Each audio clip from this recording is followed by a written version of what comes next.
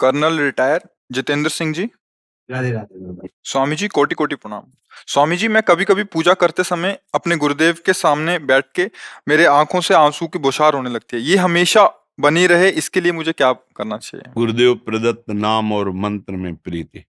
जो गुरुदेव का सूक्ष्म स्वरूप है वो मंत्र है, वो नाम है। स्थूल स्वरूप होता है ये जो आप देख रहे हैं, ये सदा नहीं रहेगा। ये आदि और अंत वाला है ये रूप। लेकिन गुरुदेव का जो स्वरूप है, जीवन है, वो नाम है, वो मंत्र है जो उन्होंने दिया है। नाम और मंत्र को गुरु स्वरूप समझकर उसका निरंतर चिंतन करने का अभ्यास करो तो एक स्थिति ऐसी आती है कि आंसू भी सूख जाते हैं, निकलना बंद हो जाता है, केवल दाह लग जाती है हृदय में। ऐसी दाह हो, किसी से कुछ बोल नहीं सकता, कुछ कह नहीं सकता, बस अंदर ही अंदर वो अपने प्रीतम के मिलन सुख में या विरह सुख में वो निमग्न रहता है। बाहर से कुछ नहीं दिखाई दे रहा, ना कोई आंसू चल रहे, ना कोई रोमांच दिखाई दे।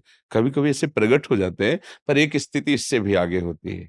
अंतर दाव लगी रहे, धुआं न प्रगटे कोय, कह जाने दिल आपनो, या जा सिर बीती हो। या वो स्थिति किसी की वैसी है तो समझ सकता है, अन्यथा कोई नहीं समझ सकता। अंदर ही अंदर जो गुरु प्रदत्त मंत्र का जो स्वरूप प्रकाशित होता है, विकल होता है, प्रेम विकल रहता है। जिसकी मंत्र में निष्ठा हो गई, नाम में निष्ठा हो गई, वो गुरु निष्ठ परम रस को प्राप्त कर लेता है। नहीं, गुरु बनाया, नाम मंत्र मिला और उस पर हमारा ध्यान नहीं गया, तो फिर हमारी जो आंतरिक भूमिका ज्ञान की या भक्ति की होनी चाहिए वो बाहरी टिकेगी नहीं, क्योंकि परिवर्तनशील है।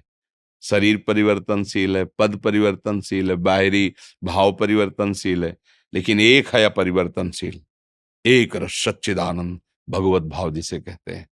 वो एक रस स्थिति आने के लिए मंत्र को बार बार मनन करना या नाम का बार बार चिंतन करना, गायन करना, सुमिरन करना, इसी से स्थिति प्राप्त होती है। जो गुरुमुख से वचन निकले हैं वही ज्ञान भास्कर हैं। बंदो गुरुपद कंज, कृपा सिंधु नर रूप हरि, महामोह तम पुंज, जासु बचन रवि कर निकर। ध्यान मूलम गुरु मूर्ति, पूजा मूलम गुरुपदम, मंत्र मूलम गुरु वाक्यम, वचन वाक्यम, मोक्ष मूलम गुरु कृपा।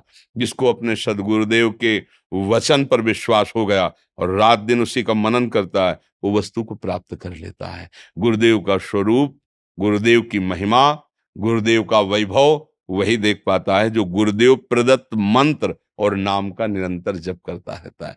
जे गुरु चरण रेणु अनुरागी, ते लोकहूं वेदहूं बड़ भागी। जे गुरु चरण रेणु सिर धरई, ते जन सकल विभव बस करहीं।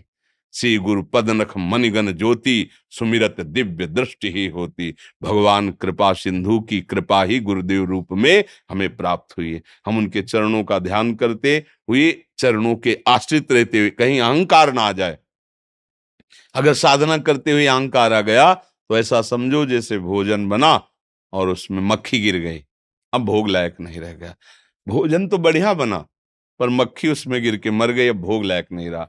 ऐसे ही अहंकार आ गया साधना करते तो प्रेम नहीं प्रकट पर कर पाएगा वो साधन, भगवत साक्षात्कार नहीं कर। इसीलिए जब गुरु चरणों का आश्रय, तो ये लगता है कि भजन में कहाँ कर सकता था, ये तो मेरे गुरुदेव की कृपा है, उनकी कृपा दृष्टि से भजन हो रहा है, उनकी कृपा दृष्टि से मैं इंद्रियों पर विजय प्राप्त कर रहा हूं।